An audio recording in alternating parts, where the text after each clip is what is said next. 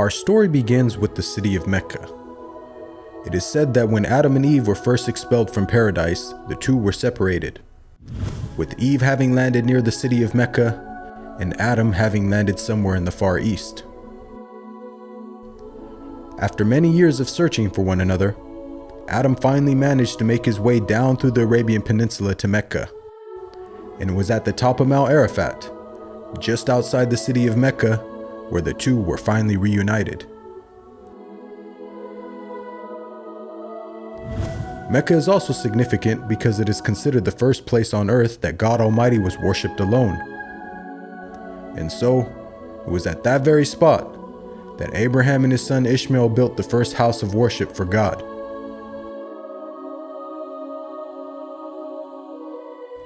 In honor of this, God Almighty had built in the heavens a similar structure for the angels. And it is said that every day, 70,000 angels come to that building to perform their prayers and then leave, intending never to return again.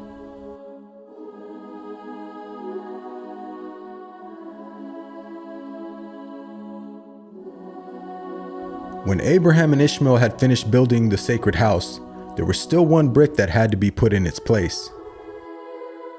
And so, Abraham sent his son Ishmael off to find a unique stone that he could put there. But God Almighty destined that the final stone that was to be laid would not be from the material of this world, but instead a stone directly from the heart of paradise. The angel Gabriel then brought the stone down to Abraham, who proceeded to put it in its proper place. It is said that when the stone first came down, it was a pure white color. But due to the impurities of this world and the sinfulness of man, the stone slowly began to fade and eventually turned black.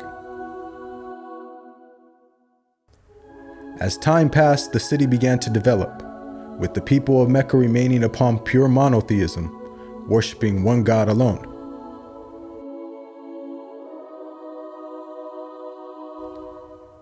This despite the fact that their neighbors in Egypt, Mesopotamia, and the Levant had been practicing paganism for centuries.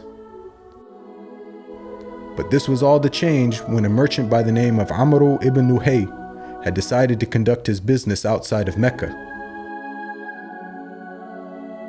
Amr then proceeded to journey northwards until he reached the lands of Levant.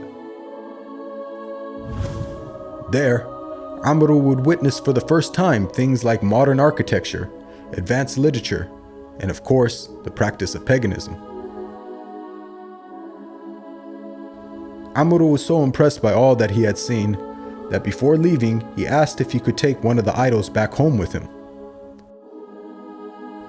The people agreed, and so Amr took the idol and placed it along with the other goods and merchandise in his caravan.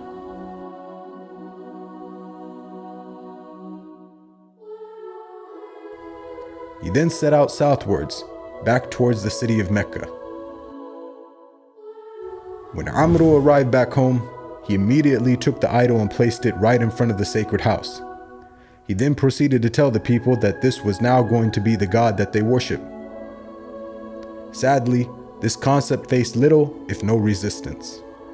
And as time passed, the people began to worship more and more different idols, until it is said by the end of the 6th century, there were over 360 different idols surrounding the sacred house in Mecca.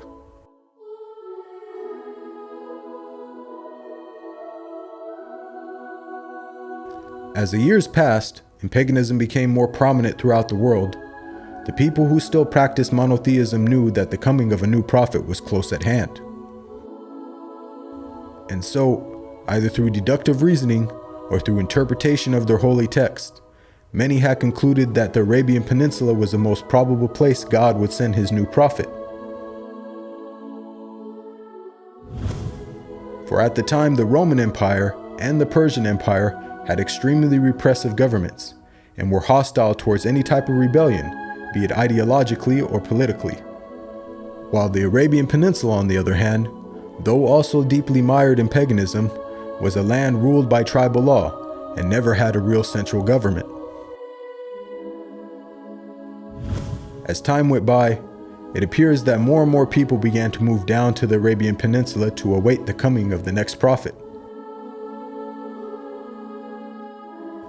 And so, in the very land in which man first worshipped his Creator, and where Abraham built the first house of worship for God alone, it was there where God had destined his last and final messenger would emerge.